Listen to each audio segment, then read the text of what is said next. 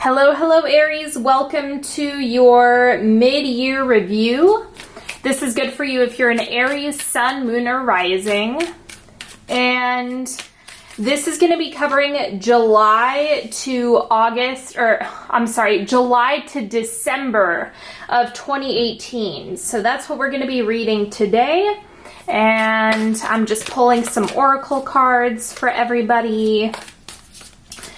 Check in with your body, see what's coming up for you. If there's anything that wants to be resolved during this reading, just invite it. Okay.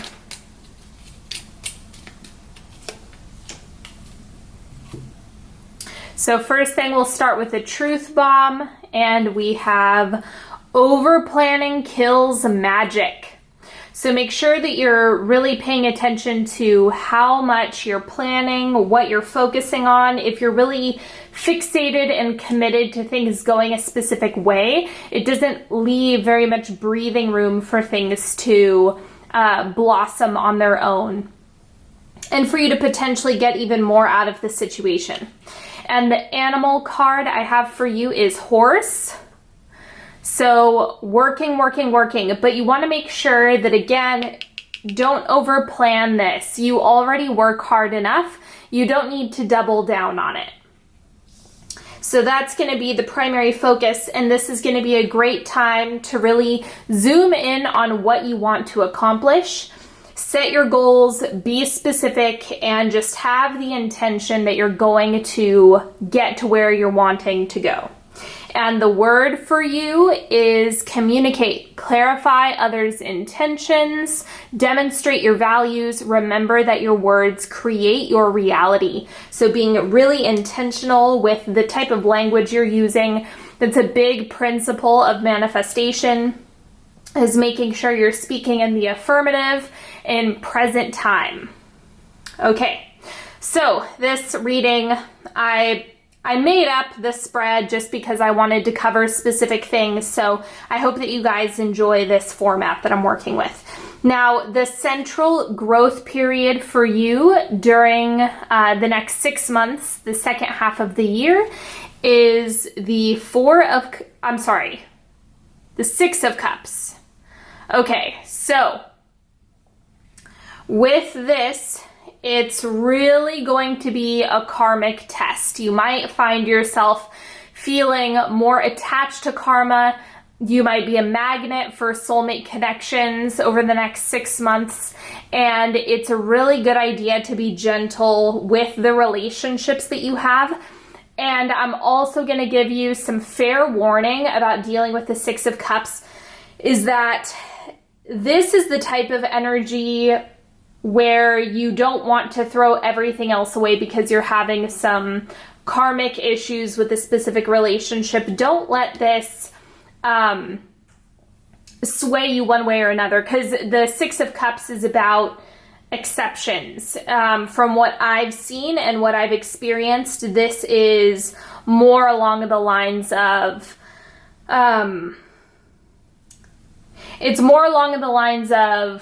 processing karma, not so much about anything that you're doing to manifest these types of things. So just remember that it's okay to go with the flow. It's okay. You don't have to have an explanation for every single thing that happens.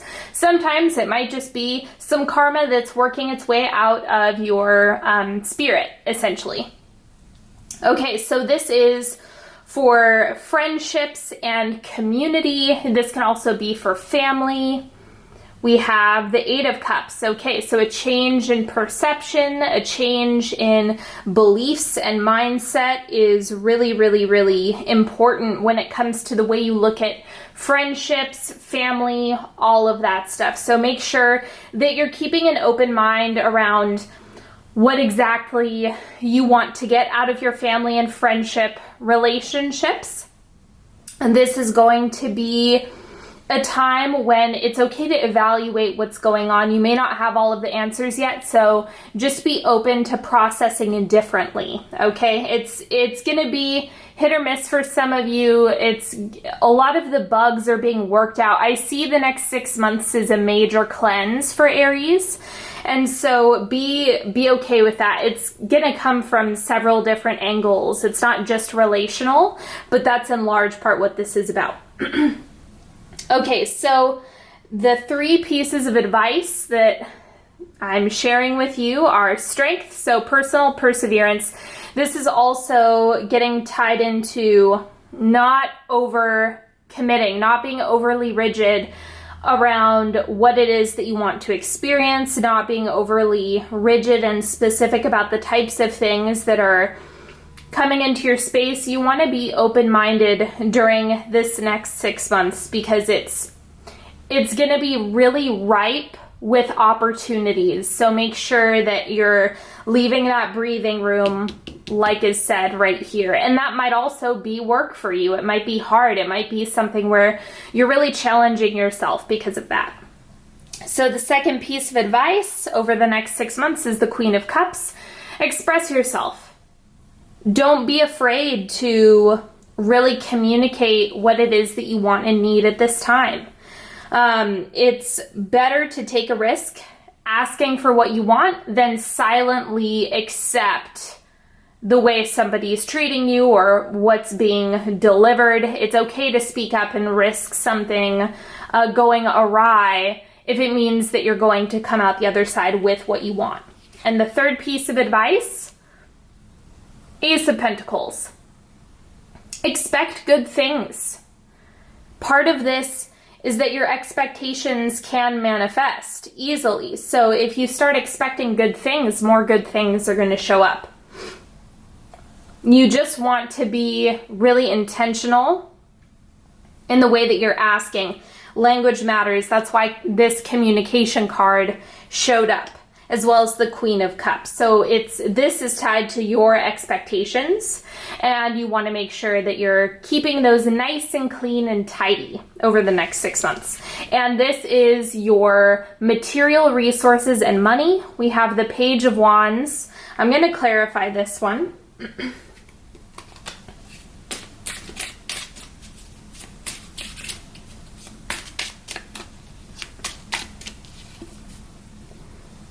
Okay, so we have the Knight of Wands.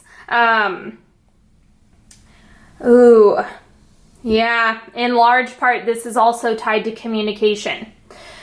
So for this, the best piece of advice that I can give you about this is to speak up about what you want. If you need a specific resource, if there's something that you're really in need of, then make sure you are speaking up about it and communicating about it, because it's going to come to you faster if you ask. If you stay silent and if you don't ask, whether that be a specific person, an institution, or divine source, God, the universe, whatever you like to work with, it's not going to come as quickly. So make sure you're asking for things regularly. Now I have split up the outcome cards. So this is like where you'll be at the end of 2018.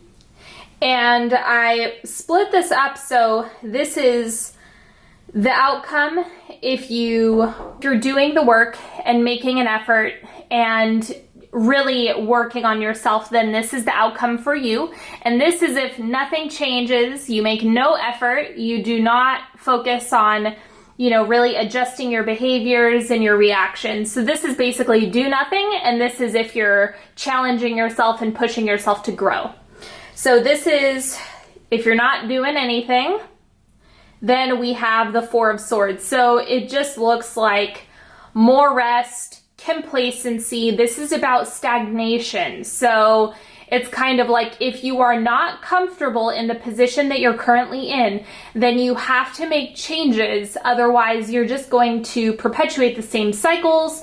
You're just going to find yourself in the same situations that you have been in for a long time. So in order to get things that you've never had before. You have to do things you've never done before, as they say. And this is especially true for you. That is also why you have the horse coming up. That is reminding you to stay motivated, to push yourself, to do things differently, even if you don't know what that could possibly be. It's looking about the patterns and behaviors that are in your life and how you can tweak those to your advantage. This is about making the life that you've been given work for you rather than against you. Now, if you're hustling and making changes and doing things differently, you have the Six of Rods.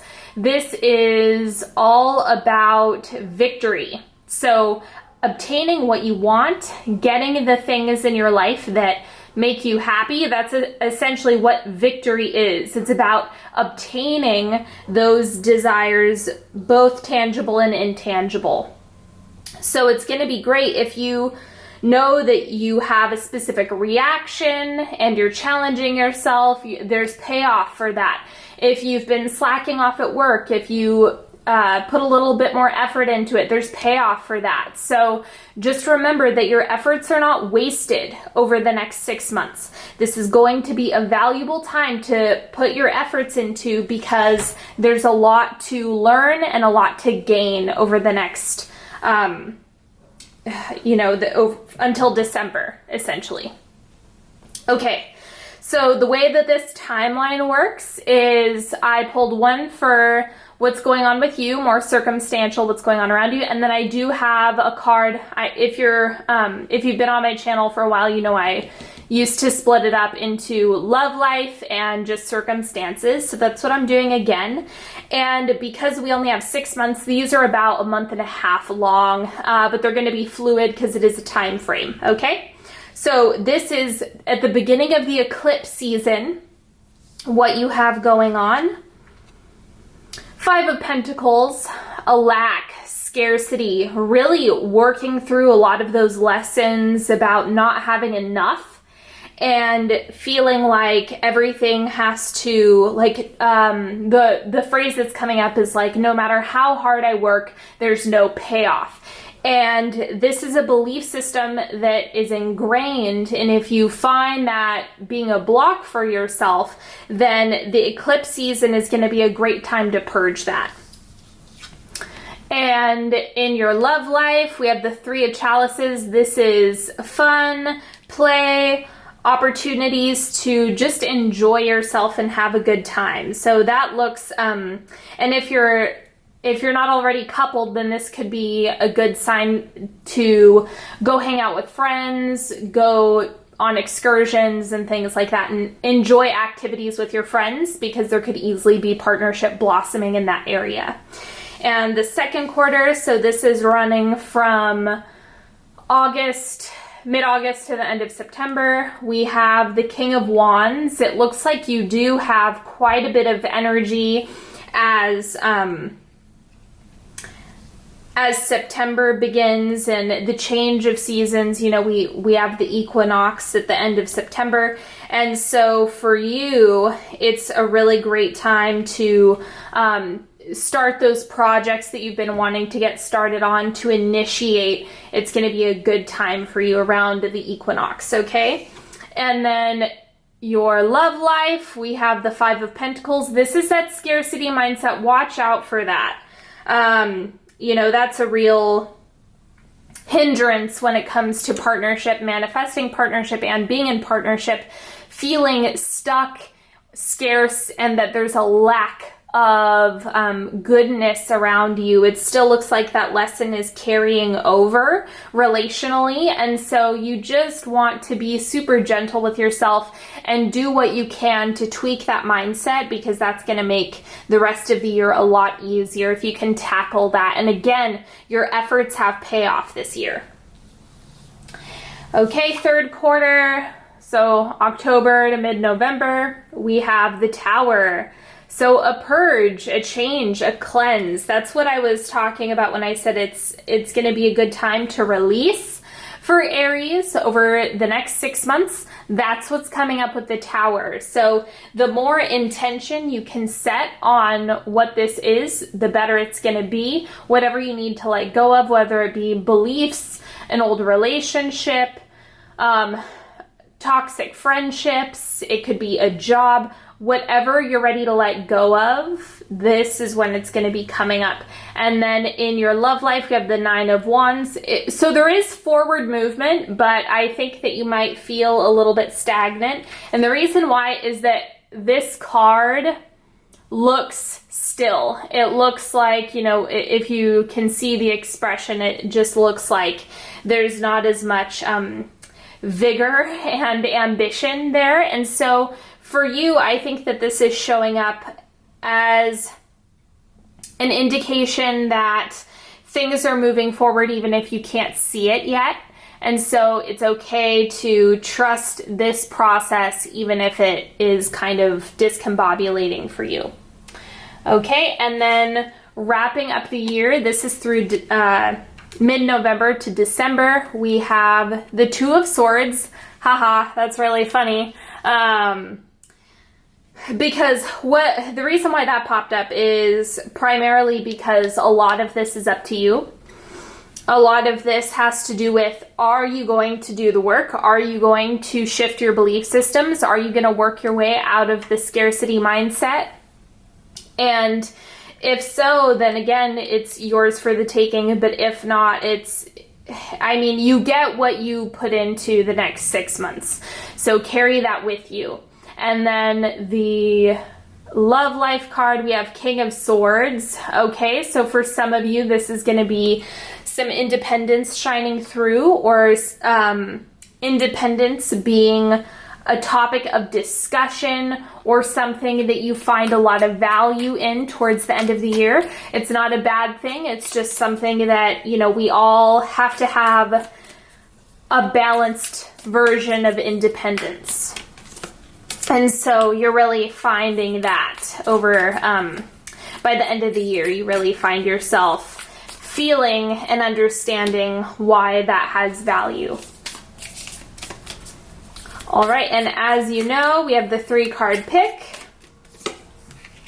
So you're welcome to pick a card. Whatever you'd like to do with these is totally up to you. Okay, so card number 1. We have, they're probably all going to be upside down. 10 of Wands. So watch yourself with burnout. Okay, this isn't the best time to, it's not the best time to overwork yourself. It's like you have the work card here. Just watch for how you're balancing it out. If you're working a lot, then make sure you're incorporating play. If you're playing a lot, then, you know, see how much effort you're putting into things and where you can also declutter your effort. People don't really talk about that, but it's a great time to go through and see, is there any area that you're wasting energy on?